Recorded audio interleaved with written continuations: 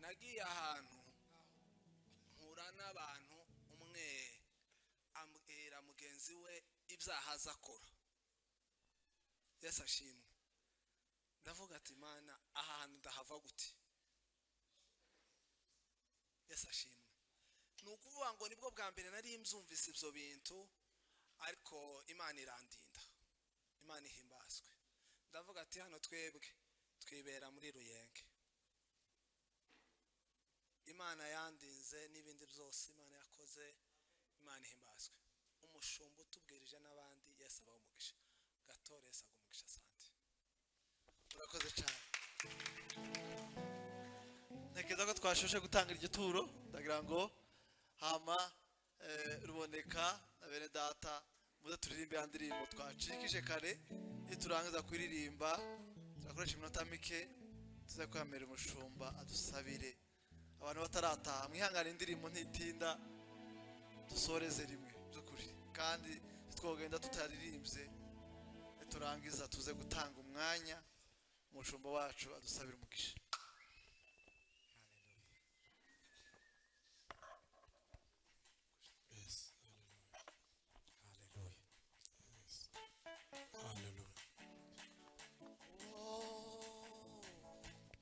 Waweza tuma neno na uzima ilishe yote.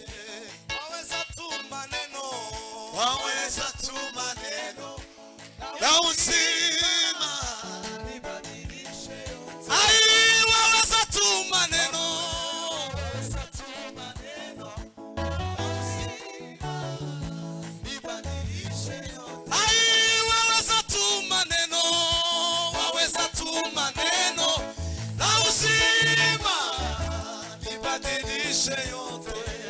Tausi afanye, tausi afanye, haleluya, haleluya. Ai, tausi afanye, tausi afanye, oh yote bado nitaamini.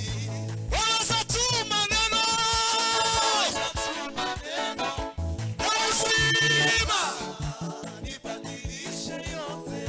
Waweza tuma neno, waweza tuma neno na uzima ibadilishe yote.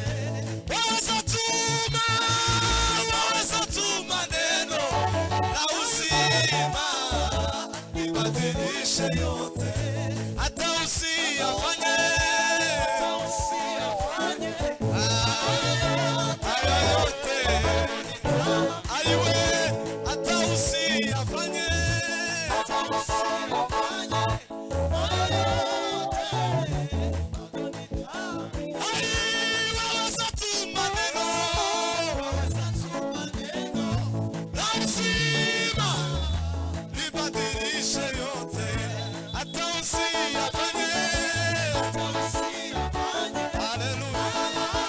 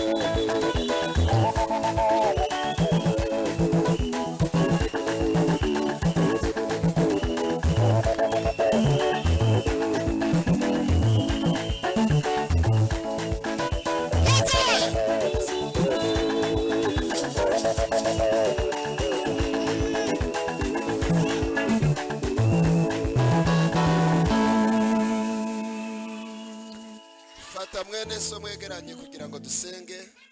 Mwene so mwegeranye mufate mu kiganza dusenge twese. Uwiteka Mana yera mu izina rya Yesu, uri Imana y'imbaraga n'ububasha, uri Imana y'inyamaboko, uri Imana yo kwizerwa. Imbaraga zawe zirakomeye, wahoze uri uwo kwizerwa na n'uyu munsi uri uwo kwizerwa, uzahora uri Imana yacu iteka ryose. Imbaraga zawe zirakomeye, ububasha bwawe ntibivuguruzwa, ijambo ryawe ni ukuri, uravuga bikaba, iyo bitegetse bigakomera.